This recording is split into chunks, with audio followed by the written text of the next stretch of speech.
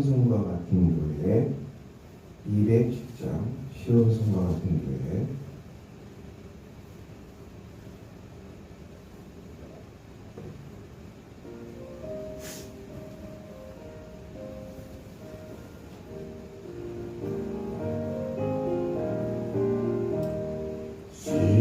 시온성과 같은 교회 그의 영광 아노타 나가신 말씀대로 주가 진히 세워라 반석 위에 세운 교회 흔들자 하루야 마른 옷을 벗어도 아무 근심 없도다 새샘이 솟아나와 오른손도 확실히 언제든지 흘러넘쳐 부족함이 없도다 이런 물이 흘러가니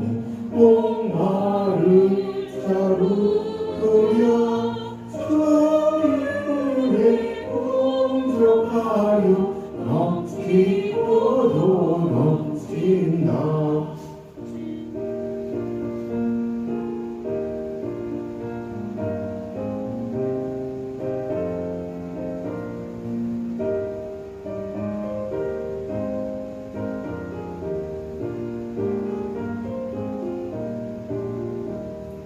주의 은혜 내가 받아 시온을 쏟내는데 세상 사람 이방에도 주를 찬송하리라 세상 어때 모든 영광 하지마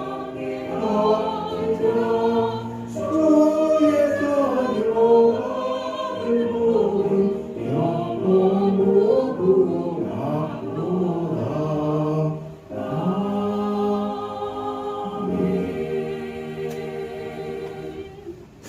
오늘 우리 주신 하나님 말씀은 다니엘서 2장 31절 우리 35절까지 같이 기도합니다.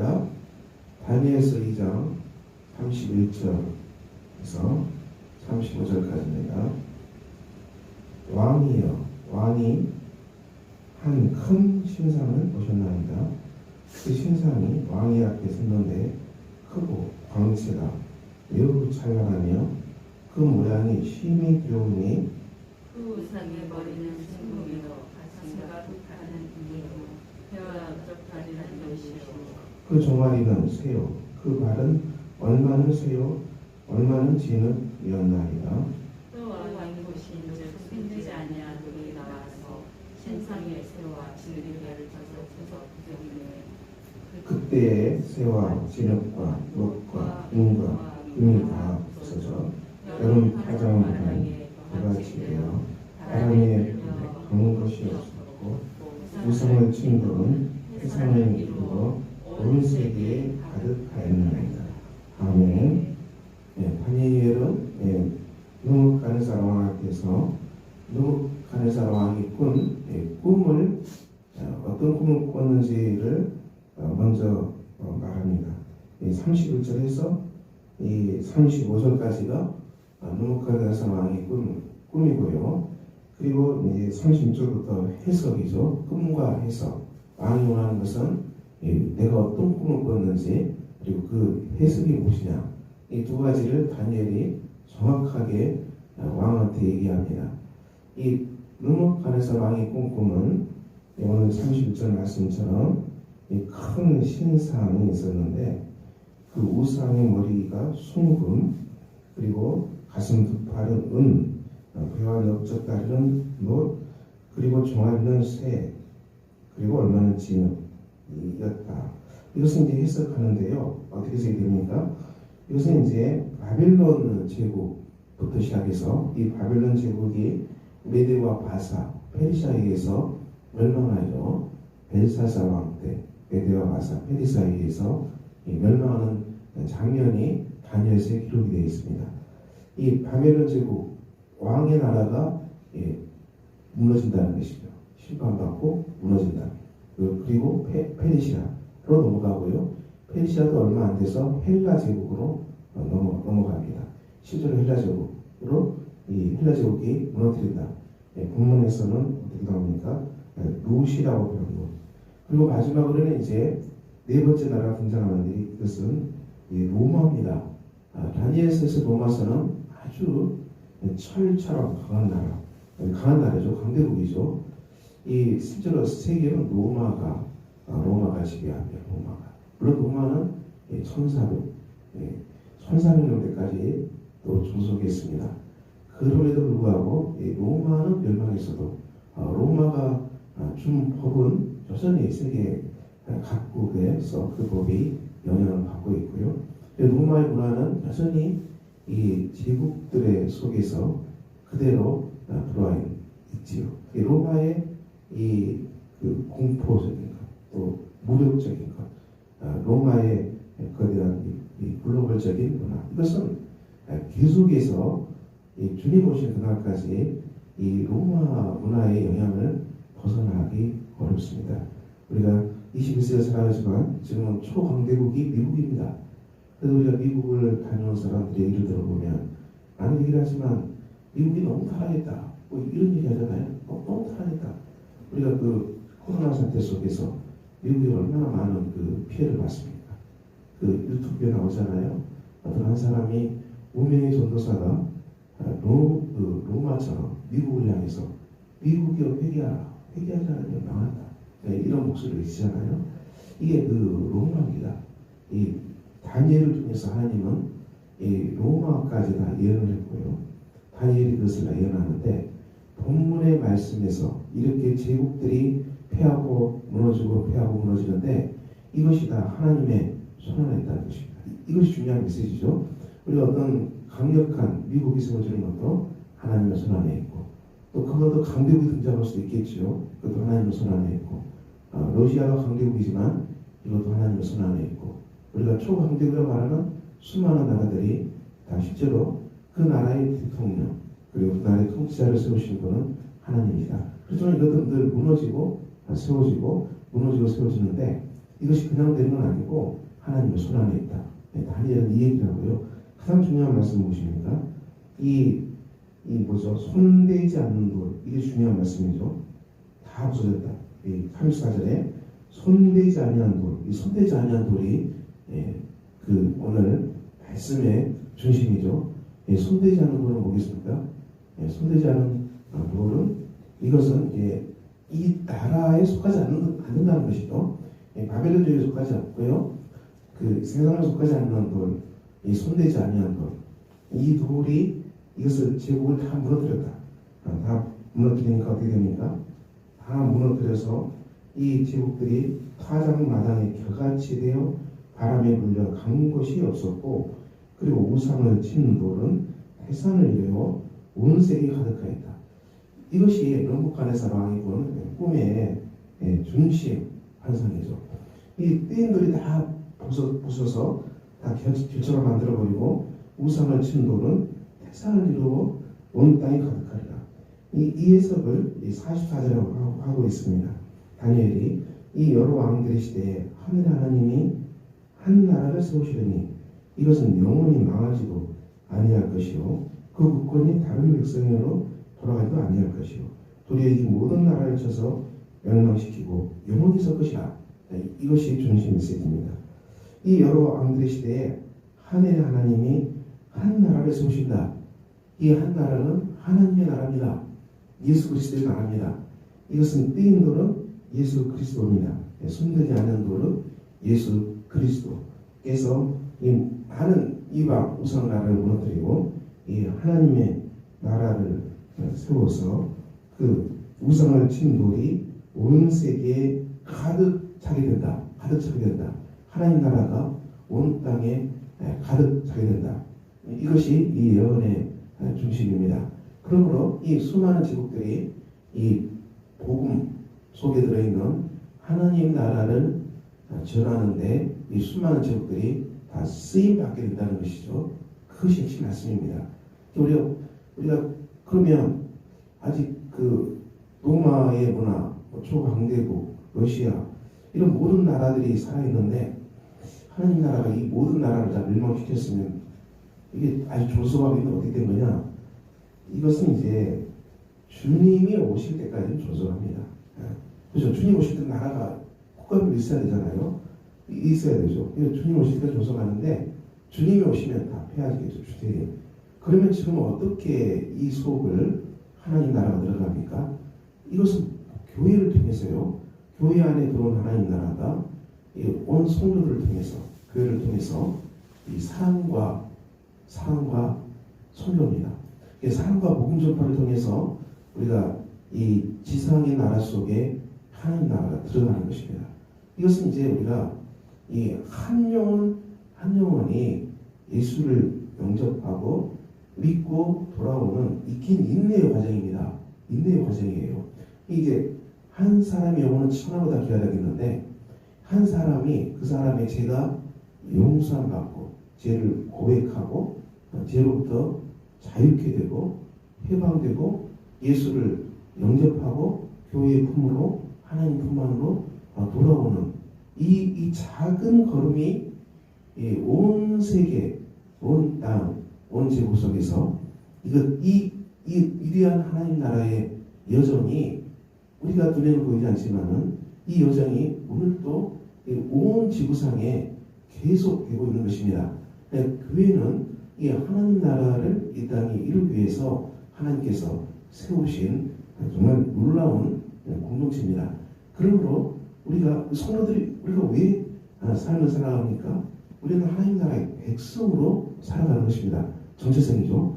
이게 중요하죠. 우리가 하나님 나라의 정체성으로 우리가 이 복음을 전파하고 사랑을 실천하는 이 중심 하나님 나라를 이루기 위해서 교회와 성도가 이 땅에서 이 삶의 걸음을 계속하는 것입니다. 근데 이것이 중심이 돼야 돼요.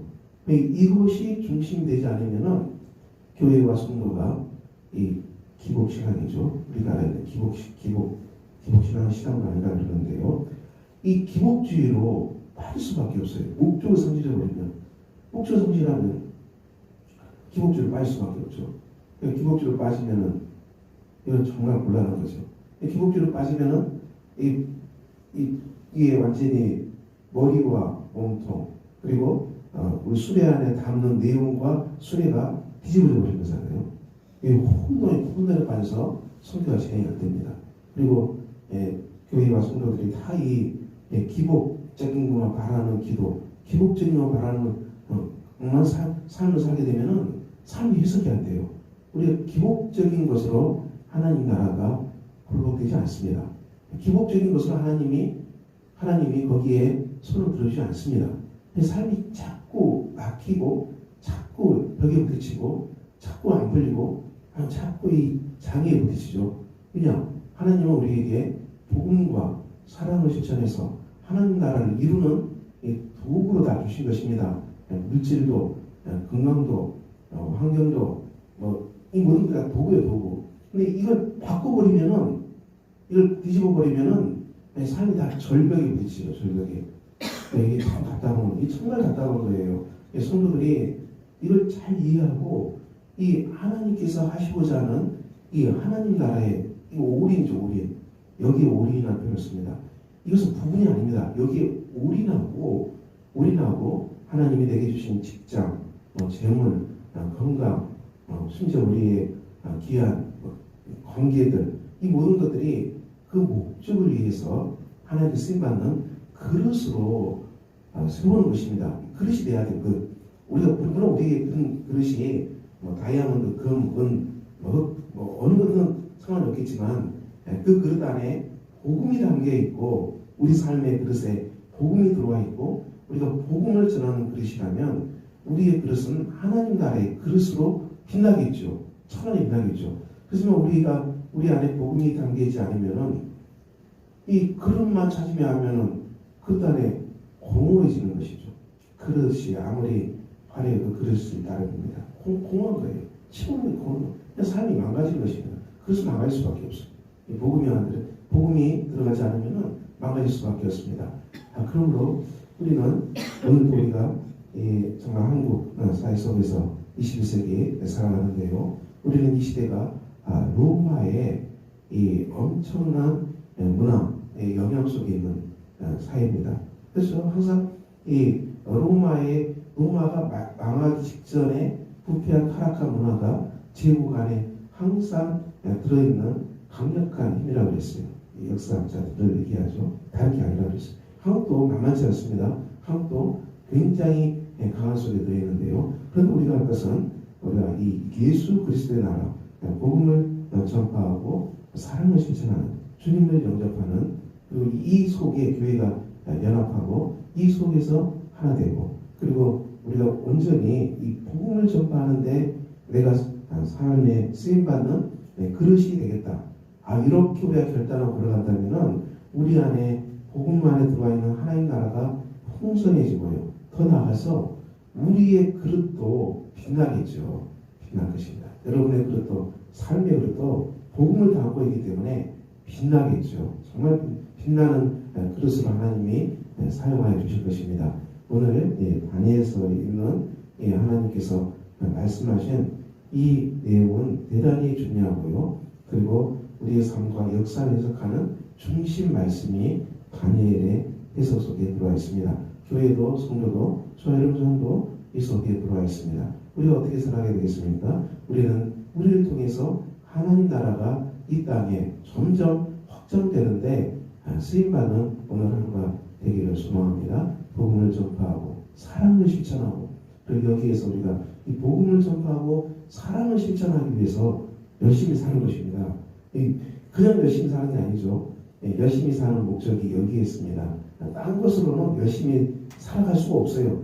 다른 목적은 어느 정도 이루면 다 허망해진대요. 이런 사람들 얘기가 허망해진대요. 그래서 우리가 복음을 전파하기 위해서 열심히 사는 삶은 끝까지 나가게 될 것입니다. 오늘 하나님께서 이 다니엘을 통해 주신 이 해석, 하나님 나라 해석이 교회 공동체에 충만하고 오늘도 교회 공동체 성도 여러분들이 복음을 전파하고 사랑을 실천하기 위해서 그래도 우리가 하나님 앞에 충성되게 살아가는 복된 날이 되시기를 예수 그리스도의 이름으로 축원합니다. 기도하겠습니다. 아버지 하나님, 오늘도 우리가 주 앞에서 기도합니다. 다니엘을 통해 주셨던 이 아름다운 하나님 나라의 환상이 우리의 비전이 되게 하시고, 다니엘을 통해 주신 예수 그리스도의 나라가 우리 안에 풍성해지는 삶이 오늘도 넘쳐나기를 소망합니다. 주께서 교회를 세우셨고, 주께서 성도들에게 예수 믿고 하나님 나라의 은혜를 누리게 하신 것은 우리가 복음을 전하고 사랑을 실천하라고 우리를 부르셨습니다. 이 목적에 충성하는 복된 한 날이 되게 해 주시기를 기도합니다. 교회가 우리가 이 복음을 전하고 하나님 나라를 실천하는 데 연합하게 해 주시고, 우리가 정말 이 삶을 살기 위해서 충성되이 살아가는 복된 하루가 되게 해 주시기를 기도합니다. 오늘 주님을 쓰게 성도들의 삶 가운데 이 복음 전파 그리고 사랑의 실천, 이 목적으로 일어나게 해 주시고, 그래서 이 속에서 우리 영혼도 충만하고 우리의 삶에 많은 것들도 주님 주신 아름다운 그릇으로 쓰임받는 복된 아름다운 날이 되게 해 주시기를 기도합니다. 청년들을 믿음 안에서 세워주시고, 우리 자녀들도 믿음 안에서 말씀 안에서 세워주시고, 그들의 삶들이 주님의 복음 안에서 성장해가는 복된 청년들, 복된 자녀들로 우리 하나님께서 역사해 주시기를 기도합니다. 아버지께서 몸이 아픈 사람들, 마음이 아픈 사람들 주님께서 안수하여 주셔서 치유하시고 강하게 일어나는 복된 손길들이 되게 해주시기를 기도합니다. 주님의 손길을 원하는 손길들 가정들 위해 평안과 사랑으로 우리 하나님께서 함께 해주시고, 고향에 있는 가족들 건강 주시고, 우리 가족들 중에 예수 믿지 않는 가족들이 있으니까 우리가 다 복음을 전파하고 그들을 위해서 눈물로 씨앗을 뿌리는 가운데 우리의 자녀들, 우리의 가족들도 다 예수 믿는 귀한 은총이 주님 있게 해 주시기를 기도합니다. 이 나라에도 평안을 주시고, 이 나라가 예수 그리스도의 나라로 든든히 세워가는 복된 은총이 우리나라에 충만히 임하는 복인 역사가 한국 땅에 임하는 역사가 있게 하여 주시옵소서. 우리 주 예수 그리스도의 이름으로 기도합니다. 아멘. 하늘에 계신 우리 아버지의 이름을 거룩하게 하시며 아버지의 나라가 오게 하시며 아버지의 뜻이 하늘에서와 같이 땅에서도 이루어지게 하소서. 오늘 우리에게 이러한 형식을 주시고 우리가 우리에게 잘못한 사람을 용서해 준 것 같이 우리 죄를 용서해 주시고 우리를 시험에 빠지지 않게 하시고 악에서 구하소서. 나라와 권능과 영광이 영원히 아버지의 것입니다. 아멘.